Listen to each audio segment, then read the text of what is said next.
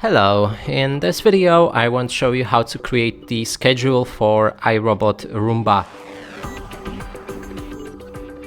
To do this you will need to download iRobot app. I've shown you how to set up your robot inside that app previously. Now we want to scroll down for the schedules. Here I don't have any, so we want to create a new one. Now you can adjust the time settings when it starts. And then you can say when it repeats this process. So here's all of the days in a week. And then we have cleaning preferences that you can change from 1 to 2 cleaning passes. And when you're ready here, go to automation.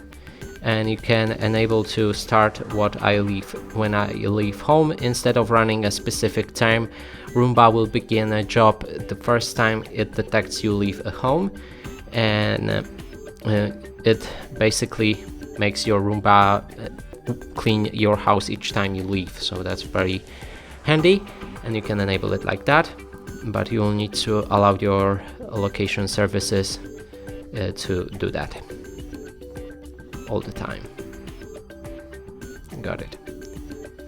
And you will need to also confirm a mail, but I don't want to do that right now, so let's go back.